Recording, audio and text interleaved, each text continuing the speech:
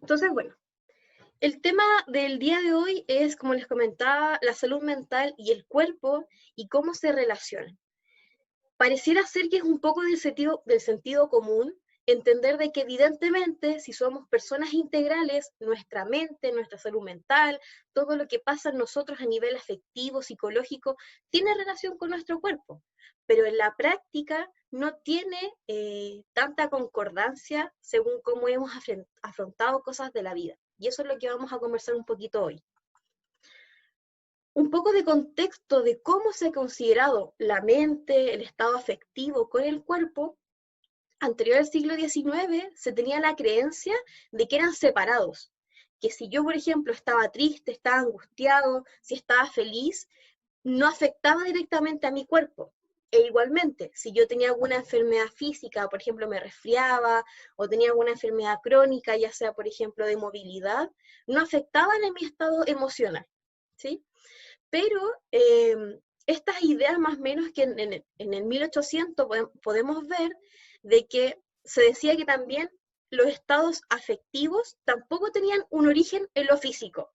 Es decir, totalmente todo lo afectivo, lo emocional, tenía un origen completamente distinto a lo físico y que uno no influía en el otro.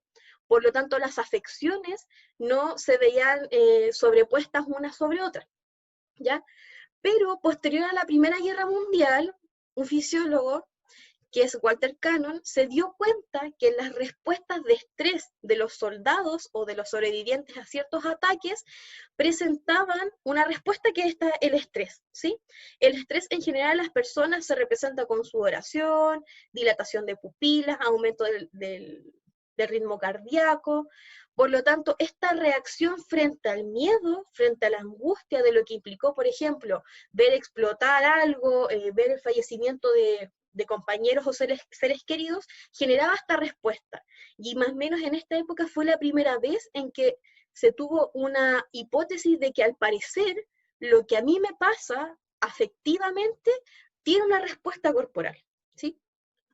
En el 1940 aproximadamente, un bioquímico señala que esta respuesta de estrés, que se estudió después de la Primera Guerra Mundial, era efectivamente un desajuste emocional. Y este desajuste emocional lo que hacía era tener repercusiones físicas, ¿sí?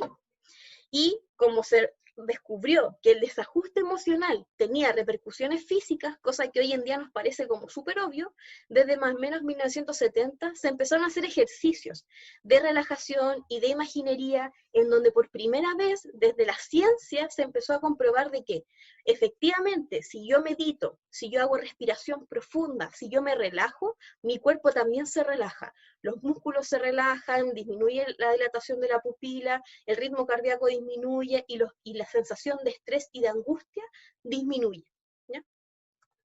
Entonces, la salud mental genera estados psicosomáticos, es decir, la mente también enferma al cuerpo. Entonces, cuando nos referimos a estados psicosomáticos, nos referimos a lo siguiente. La psique es la mente, es como era llamada la mente, y el soma es el cuerpo. Por lo tanto, esta tensión que yo puedo vivir a nivel afectivo o esta tensión que yo puedo vivir a nivel corporal genera una inflamación o un dolor, ¿sí? Si yo estoy angustiado, muy probablemente la sintomatología típica es que muchas personas tienen, por ejemplo, inflamación del colon. Se sienten hinchados, molestos del estómago, y al revés, muy probablemente, por ejemplo, si yo me golpeo en el dedo del pie pequeño, muy probablemente me genere mucha rabia o me sienta dolor y eso inmediatamente cambia mi estado de humor. Si yo, por ejemplo, estoy súper contento y me pego en mi pie, inmediatamente mi humor cambia. ¿Por qué? Por un dolor. Por lo tanto, están estrictamente involucrados ambos procesos. Lo que pasa en la mente, lo que pasa en mi salud mental, como lo que va a pasar en el cuerpo. Y eso se le llama psicosomático, ¿sí? Entonces, cuando hablamos de síntomas psicosomáticos, es decir, que por medio de lo que a mí me pasa a nivel afectivo genera una respuesta en mi cuerpo, no significa que lo que yo estoy sufriendo no es real o que lo estoy inventando, sino que yo efectivamente estoy sintiendo un dolor, a pesar de que no tenga, por ejemplo, un origen biológico. Mucha gente, por ejemplo, que sufre constantes dolores de cabeza en periodos de estrés, van al neurólogo, le hacen un montón de pruebas y los resultados son evidentemente negativos, en donde no hay ninguna anomalía en el cerebro, pero a pesar de eso las personas sufren grandes dolores de cabeza, migrañas, jaquecas, y que se debe solamente al origen de un estado de estrés intenso, ¿sí? Al igual que, por ejemplo, algunas alteraciones cardíacas. Mucha gente, por ejemplo, cuando está angustiada o está triste, suele sentir que, por ejemplo, el corazón late más rápido, siente en su corazón, y que eso le genera evidentemente angustia, van al cardiólogo, les hacen las pruebas respectivas y no tienen absolutamente nada, no tienen una arritmia, no tienen un soplo. Entonces el origen de ese malestar físico es, por ejemplo, grandes montos de angustia, grandes montos de tristeza, etc. ¿Ya? Por lo tanto, todas las experiencias vitales que nosotros sufrimos, especialmente aquellas experiencias que son más intensas en el sufrir, y si yo no las trabajo, se acumulan, ¿sí? Siempre hay como una analogía de esto de que las personas cargamos mochilas y que cuando yo estoy acostumbrado, por ejemplo, a hacerme cargo de cosas que no me corresponden o que a lo mejor tengo muchas responsabilidades con mi familia, con mi trabajo, etcétera, tengo esta sensación de dolor en los hombros y en la espalda y efectivamente si yo me toco puede estar muy tenso. Si yo hiciera un estudio de mis músculos no tienen ningún problema, sino que el origen de mi dolor implica todas estas responsabilidades, por ejemplo, que yo he tenido que tomar cargo, ¿sí? Y esto a lo largo, si yo no me hago cargo de darme cuenta qué pasa con mi cuerpo, pueden surgir algunas enfermedades que son bien complejas, muy dolorosas, como por ejemplo la fibrosis quística. La fibrosis quística en sí no tiene un origen claro biológico, pero se ha estudiado que la mayoría de las personas que han sufrido de fibrosis quística han tenido experiencias vitales, una historia vital súper compleja, con altos montos de angustias, con situaciones de vulneración, por ejemplo, y que esa acumulación de experiencias ha llevado, por ejemplo, a que esto se externalice y se somatice en el cuerpo con crisis que los pacientes que sufren esta enfermedad lo señalan como insoportables, tremendamente dolorosos, ¿sí? Entonces, ¿cómo es que nuestra mente, que pareciera ser como distinta, y de hecho nosotros lo separamos, como que ubicamos la mente en la cabeza y el cuerpo del cuello hacia abajo, pero finalmente todo es cuerpo y todo es mente, ¿sí? ¿Cuál es el origen?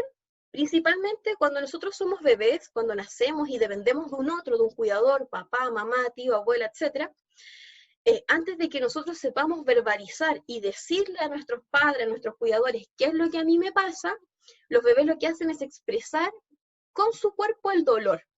Inmediatamente, si ellos se sienten incómodos, no te dicen, papá, me siento incómodo, sino que lloran. Y lloran y lloran mucho, a lo mejor les incomoda el pañal o tienen alguna irritación, se mueven, lloran, hacen pataletas, la rabia, la angustia, la alegría, todas las emociones de cuando nosotros somos bebés se presentan por medio del cuerpo. Y eso es una somatización también, es expresar lo que a mí me pasa a nivel afectivo por el cuerpo. Y esa es la primera forma de comunicación que nosotros tenemos. Por lo tanto, que nosotros somaticemos, es decir, que lo afectivo se evidencie en nuestro cuerpo, es totalmente natural y es totalmente deseable desde que somos pequeños. Lo que pasa es que nosotros conforme vamos creciendo y vamos teniendo aún mayor información, adquirimos el lenguaje, tenemos interpretaciones erróneas de nuestro cuerpo, ¿sí? Entonces, como las emociones todavía no se elaboran en nuestra psiquis, en nuestra mente, como todavía siendo bebés no somos capaces más o menos de entender la diferencia en lo que me pasa, sino que yo simplemente lo vivencio como algo súper incómodo, estos llantos, las alteraciones de respiración, el ritmo cardíaco, la inquietud, es nuevamente una somatización de lo que a mí me pasa a nivel afectivo, ¿sí? Ahora, cuando nosotros adquirimos el lenguaje, empezamos a poner un límite a la angustia o a nuestras emociones en general, y empezamos a construir lo que se llama un repertorio emocional.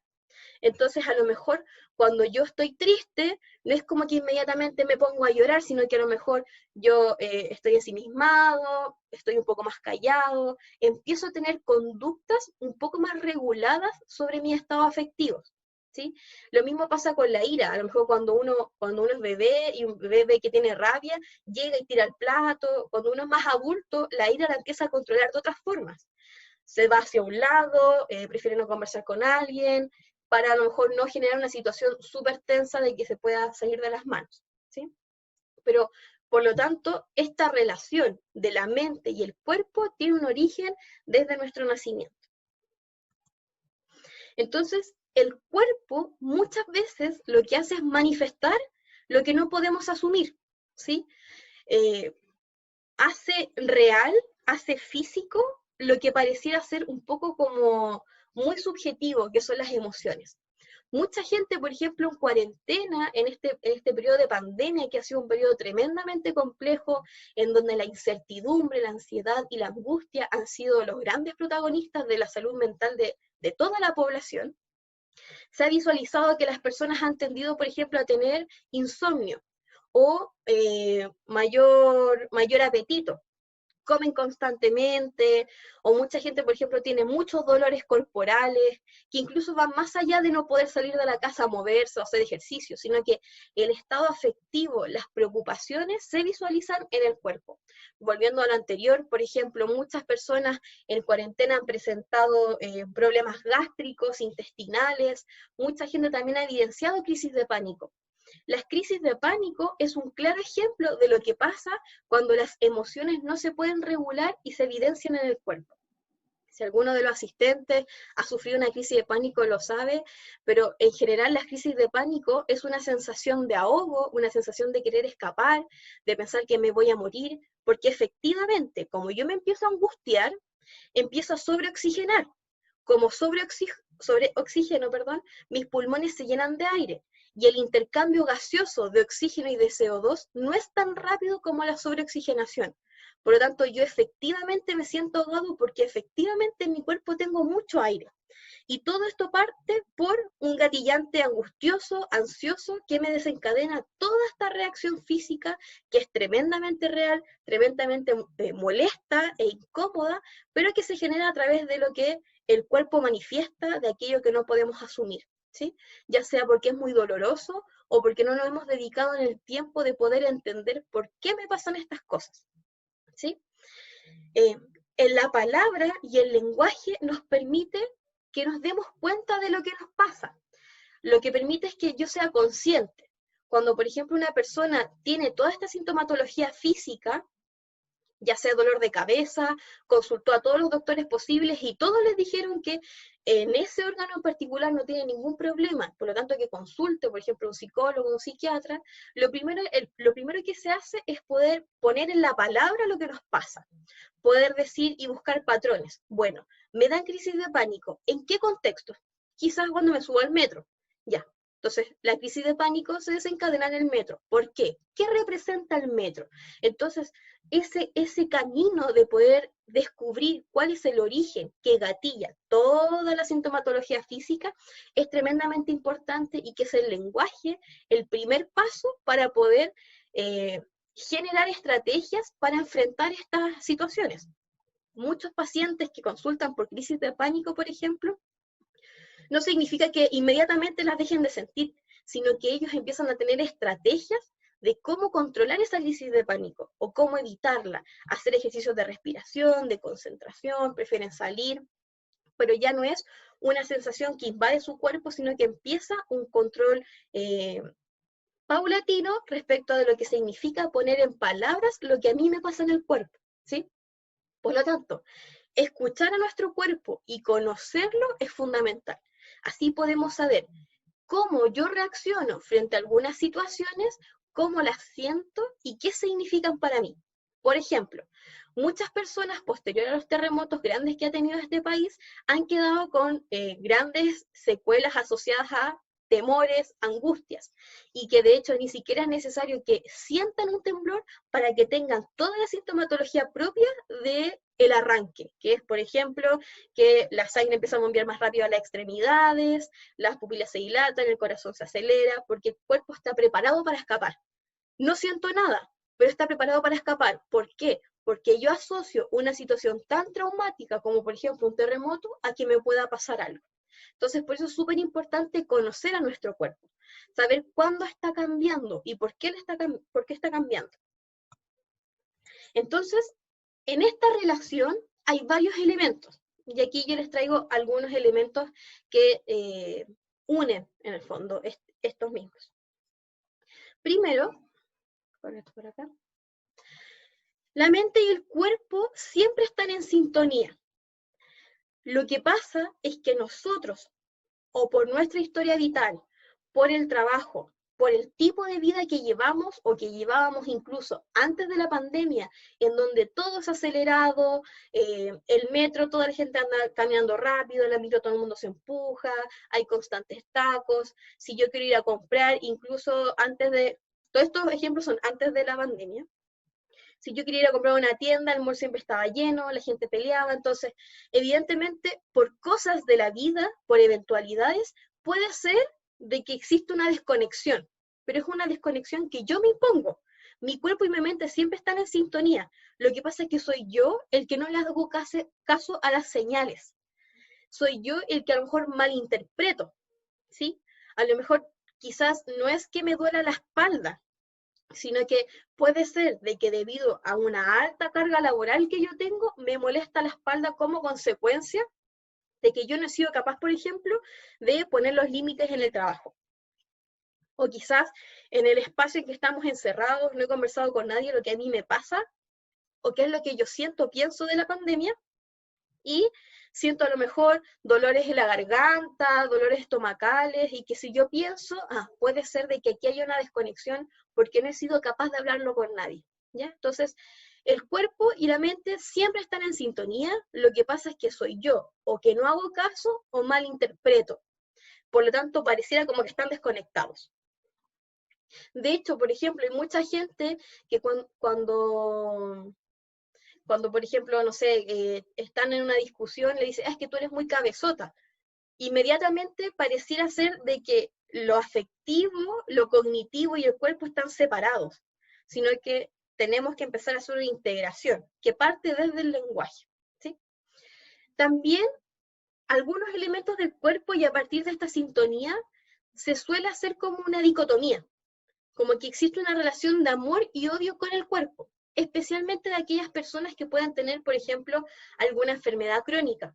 Algunas personas que tienen algún tipo de dolor crónico, alguna dolencia crónica, pasan constantemente por estos estados de amar su cuerpo, porque en el fondo es el lugar en donde ellos habitan, habita su mente, si tienen algunas creencias religiosas, en donde habita su alma, pero que también es un cuerpo que me genera dolor.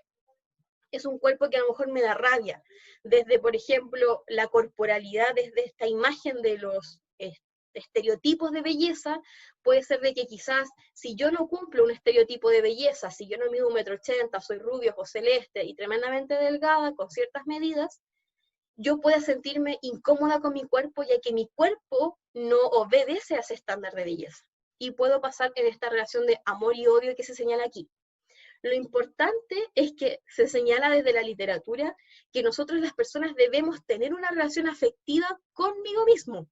Yo debo llegar a un límite en donde si mi cuerpo tiene cierta forma y yo no la puedo cambiar, si mi cuerpo padece cierta patología y no la puedo cambiar, empezar a aceptarla y quererla tal cual es, ¿sí?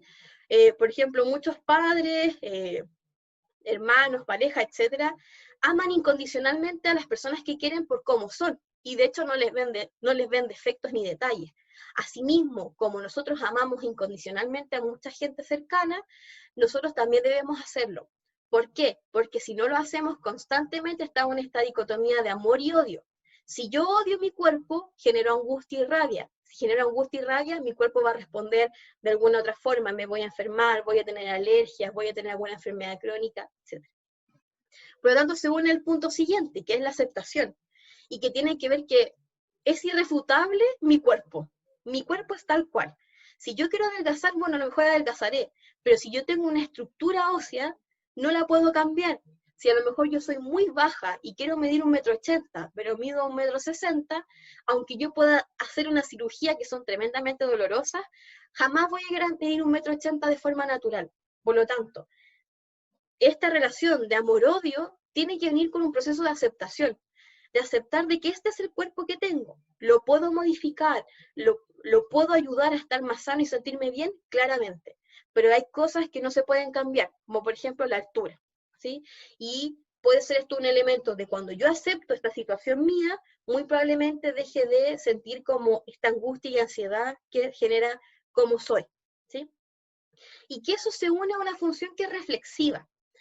Esta relación tiene que ver a cómo yo me relaciono con un otro y cómo yo me relaciono conmigo mismo.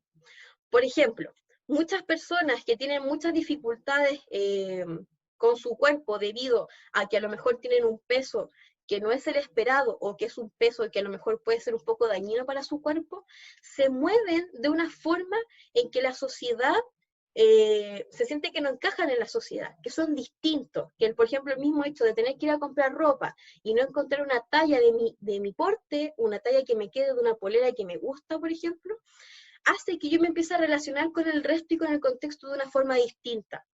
Muy probablemente voy a estar ensimismado, muy probablemente constantemente voy a estar en esta sensación como de crítica, ¿ya? Que según el punto anterior, esta sensación de poder juzgar lo que soy, lo que no soy, lo que tengo, lo que no tengo, ya sea desde la corporalidad estética o también de las enfermedades crónicas.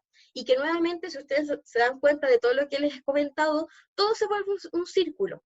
Si yo constantemente estoy en una posición de odiar a mi cuerpo y de no quererlo, o de que yo tengo una enfermedad crónica y esa enfermedad crónica me genera dolor, yo lo voy a odiar, yo voy a estar molesta, voy a estar angustiado con lo que soy y como me angustio, puede ser que exacerbe más la sintomatología, que tenga más dolor, que tenga más incomodidad, que gane más peso o disminuya más peso. Por lo tanto, todo lo que tiene que ver con el cuerpo, con lo que yo significo de mi cuerpo, con lo que yo soy, tiene una repercusión en lo afectivo, en lo psicológico, ¿sí?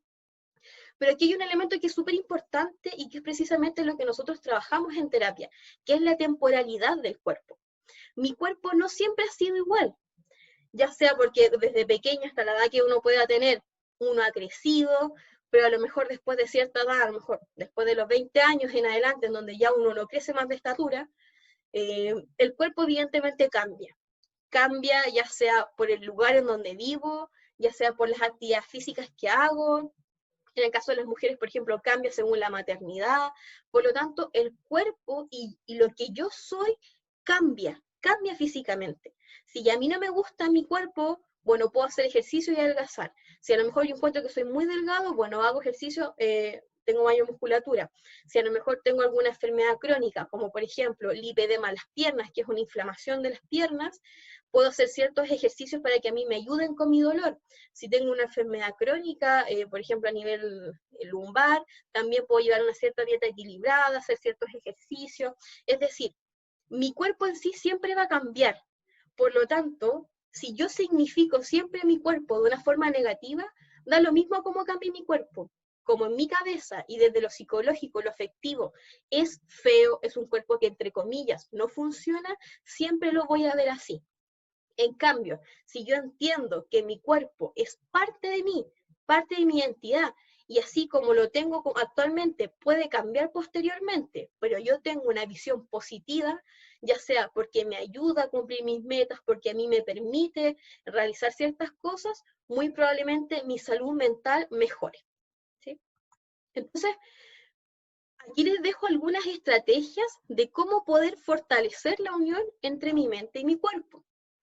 Primero, la meditación, la imaginería o la relajación guiada son excelentes herramientas porque se ha visualizado de que cuando nosotros hacemos procesos de meditación, por ejemplo, o de imaginería en donde nos llevamos a un lugar donde nosotros deseamos estar, especialmente en cuarentena, donde no podemos salir, o ahora que la mayoría de Santiago está desconfinado y mucha gente estamos en cuarentena voluntaria, el poder imaginarnos a lo mejor en un paisaje que nos gusta, puede ser que, por ejemplo, nuestra sensación de cansancio disminuya, nuestra sensación de angustia, nuestras inflamaciones estomacales puedan disminuir. ¿Por qué? Porque precisamente yo afectivamente y psicológicamente estoy en otro lugar, en un lugar donde yo me siento seguro. Entonces, como me siento seguro, me siento tranquilo, me siento feliz, mi cuerpo lo va a recibir y va a haber una relajación. ¿Cómo se puede hacer?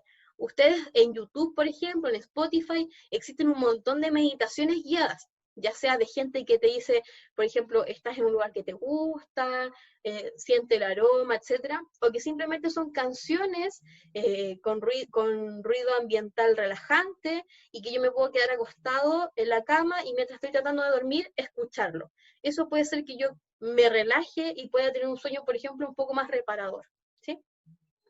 En segundo lugar está el autoconocimiento, y es explorar de quién soy, ¿sí?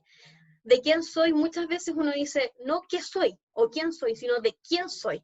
Muchas veces nosotros tenemos la concepción de que nosotros somos de la sociedad, que yo debo cumplir estándares sociales, culturales, porque pertenezco a la sociedad. Sí, efectivamente pertenecemos, pero no porque yo soy propiedad de la sociedad, sino que soy parte.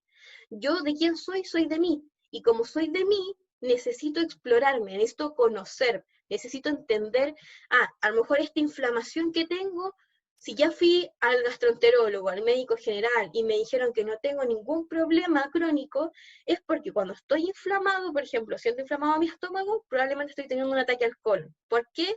Y empezar a hacer un camino en mi cabeza. ¿Qué me detona, por ejemplo, la sensación de angustia? ¿Por qué siento tanto peso o dolor en mis hombros? ¿Por qué me duele tanto la cabeza a pesar de saber de que no tengo un origen claro biológico? ¿Ya? Entonces, esa exploración de quién soy y de qué soy me permitirá a mí, por ejemplo, entender todo lo que me sucede, ¿sí? Y es súper importante llevar un diario, a lo mejor no un diario escrito, puede ser una nota o poder conversar con alguien cercano de lo que me pasa con respecto al cuerpo.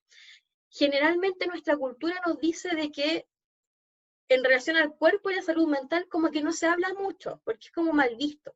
Si alguien, por ejemplo, se encuentra tremendamente atractiva o alguien se encuentra fea, culturalmente eso choca, ya sea porque uno piensa, se cree demasiado, o pucha, ¿qué quiere que le diga si me dice que es fea? Por lo tanto, estas cosas no se hablan. Especialmente también de la salud mental, que ya hemos, todo lo que hemos hecho durante los conversatorios de UPS, ha quedado claro que al parecer existe una cultura en donde la salud mental y la psicología es como algo muy individual, en donde el resto no tiene por qué meterse. Al contrario, suele ser un lugar. Muchas gracias. Aquí Rosana dejó una página de YouTube que tiene música para distintas situaciones, música relajante. Y eso es excelente para poder empezar a conectarse con uno mismo.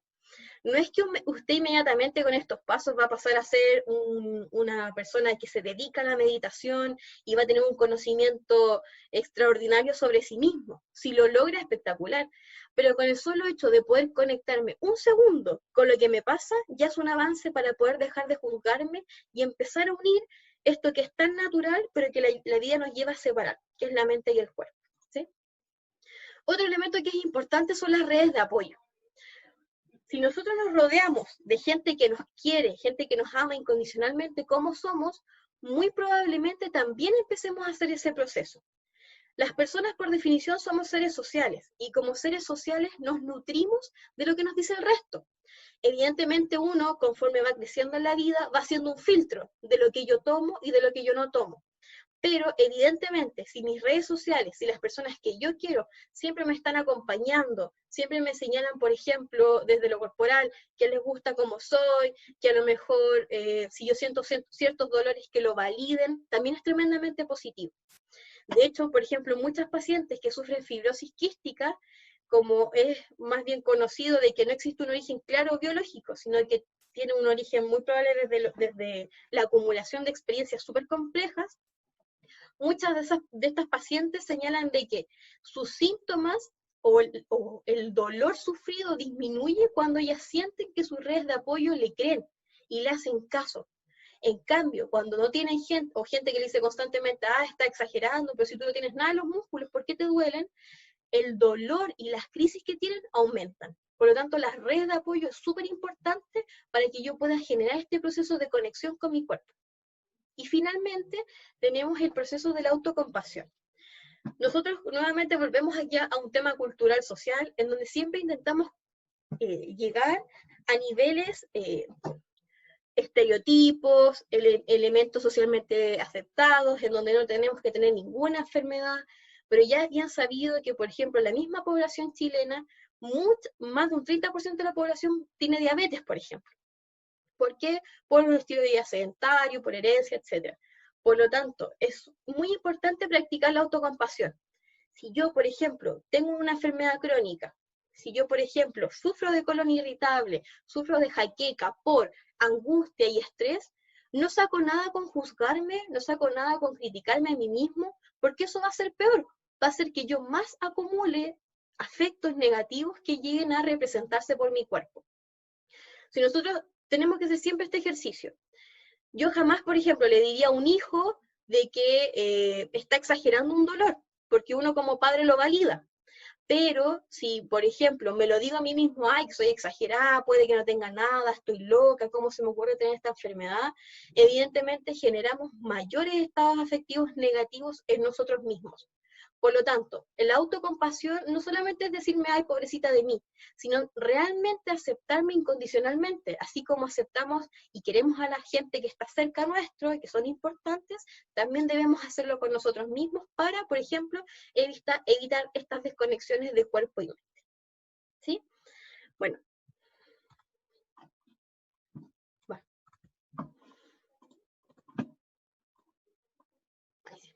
Bueno, eso era lo que les quería comentar el día de hoy. De todas formas, les dejo el Instagram de UPS Psicológica, en donde hay mayor información para ustedes, en otros conversatorios. Ahora dejo abierta la palabra por micrófono, por chat, si alguien quiere compartir algo.